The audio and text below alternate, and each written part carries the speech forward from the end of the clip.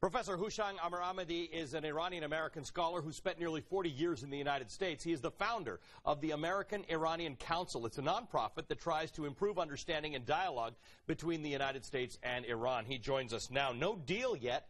Yes, no deal. You think there's going to be one? Not tonight. But yeah, there will be one. At this point, it's been 17 days they've been sitting around.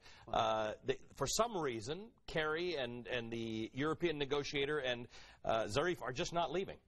That's right. That's why they are expecting a deal at some point. I think in the last minute, maneuvering has been a case in the last 2 years, actually.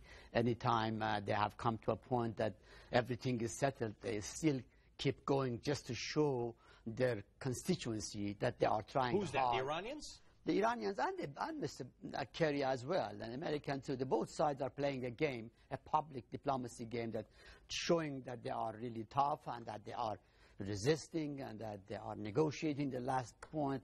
And the fact is that they have already made all the decisions and they are not telling the truth. All right, I want to talk about the effect that's going to make. Hang on, Hooshang, we'll be right back on that. Up next, Professor Amirahmadi says it's not the sanctions causing the most economic pain for Iranians. He'll tell us why when we come back. Let's return to Professor Hooshang Amirahmadi. He is the founder of the American-Iranian Council. It's a nonprofit that tries to improve understanding and dialogue between the United States and Iran. Professor, you say that it is not the sanctions that are causing the most economic pain for Iranians. So what is? That's right. I mean, again, obviously the sanctions are causing pain. Yeah. But I think more than that is the mismanagement of the economy. During the Ahmadinejad time, Iran spent almost $800 billion, and God knows on what.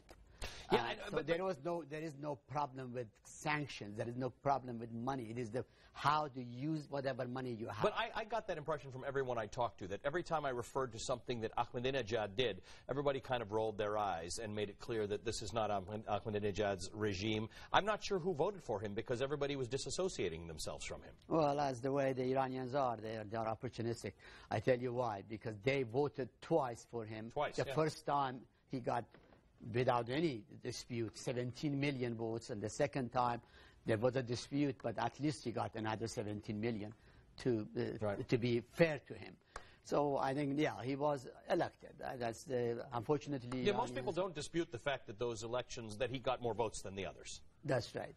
But again, Ahmadinejad was a populist. He's coming from the working class background. He was very populist and trying to put money in the streets and give to the ordinary people. He really mismanaged the economy because the Iranian economy is almost 70% government, public, and only 30% private, and the private sector is very weak.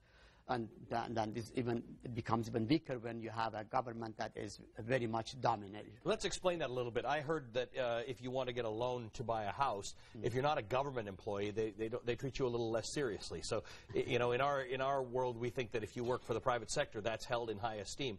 But there, the government jobs are important. The government job is important. The private sector is very insecure. Your job in private sector is very insecure.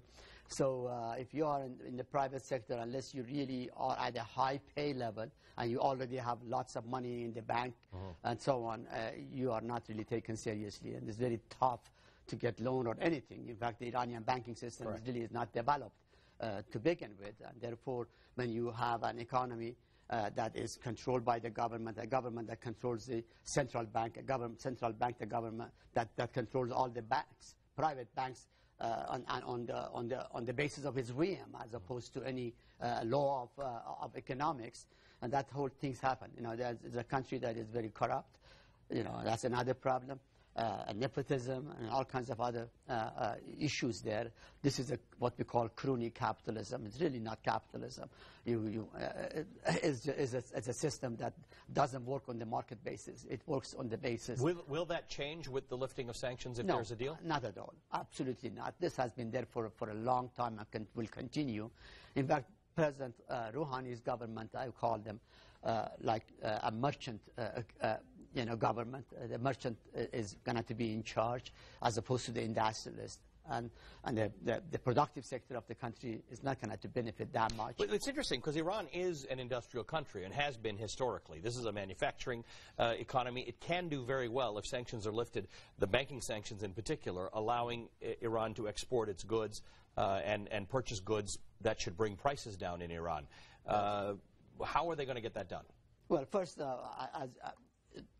before the revolution, Iran had started to become really industrialized, and Iran was even ahead of South Korea then. But after the revolution, the merchants took over. The industrialists left the country. They were expropriated. They were destroyed. And most recently, gradually, some of them are coming back. But the industrial sector is very weak, and the merchant capital is the dominant force in the country. And they are largely an export-import guys and international. That's why they are very supportive of this deal, because when the deal opens, the export-import opens, and they can get the world's CEOs are supportive of this deal. When I was in Davos, right after Rouhani had been elected, the CEOs were lining up to meet with him. In fact, we're told that if sanctions are lifted, there are going to be delegations from the West, one after another, to reindustrialize Iran. Is that your belief? Not necessarily reindustrialize, but just to get Iran engaged. I mean, not everybody that was there is an industrialist. There are merchants, there are banks, there are oil companies, there are all kinds of groups that are going. There are tourism, and so on. So again, I don't think that the GM and Ford were there, for example. There are other kinds of government. But the auto industry is actually fairly developed in Iran. That's a place, I've been told that if sanctions were lifted, they could sell maybe 2 million cars a year. In America, we sold 16 million last year, so that's pretty good.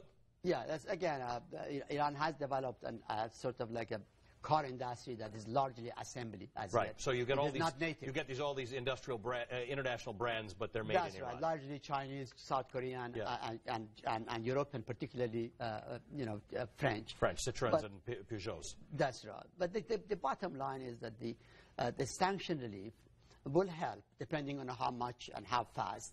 But then again, at the end of the day, Iran's problem is management. The management of that economy, and it has to have the right person in place. But it's a highly educated society. I would imagine these people exist, whether they're expats or they're in Iran. But unfortunately, the system is quite exclusionary.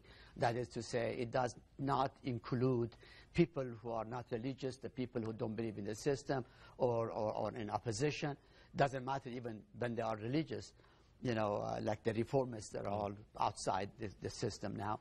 So again, this is a very monopolistic, very exclusionary system, and that's why it is left with people that he can trust with, and those people are not necessarily all the right people to manage the economy, particularly in the economic field. So your point is, it's not a meritocracy. That's not. It is not.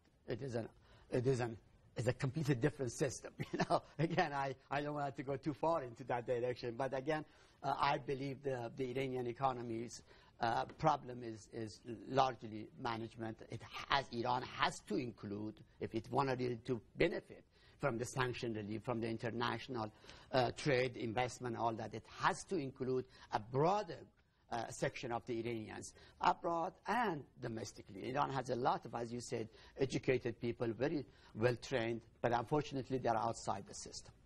Professor Hooshang Amirahmadi is a former Iranian presidential candidate. He's a board member of the American-Iranian Council. Good to see you again. And thank you for having me.